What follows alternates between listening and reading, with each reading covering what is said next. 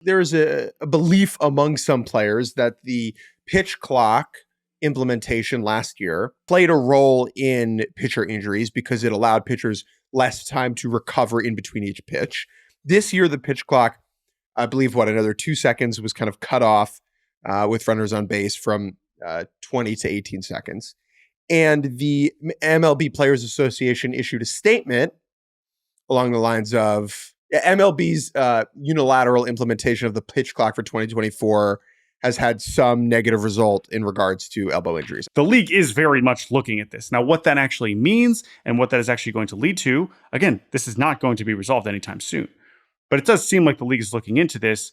And unfortunately, the pitch clock is now center stage as like an easy thing to point at and be like, clearly that's what's making things worse. But as we just said, this has been an issue for 10 years now. It was an issue long before we even knew the pitch clock was ever going to be a reality in Major League Baseball. I believe that the pitch clock has very little to do with elbow injuries. That's not based upon research I've done for decades. I want to be very clear. Like you should listen to what I just said and say, okay, cool. That's another data point. Let me go read a peer-reviewed study.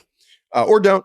But I think that the league unilaterally implementing the pitch clock for this season without doing any research on the effects of that after last season is a bad decision and potentially harmful. And the union has every right to be ticked off about that.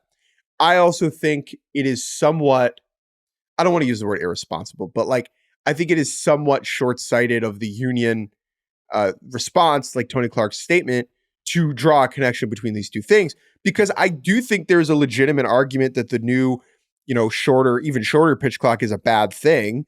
And the way it was implemented is bad, but I don't know if it's connected. And I think there was I don't know. I have some skepticism about the connection there. And I think most people you talk to will believe that too. And before we have any hard evidence on that, I'm skeptical to admit it.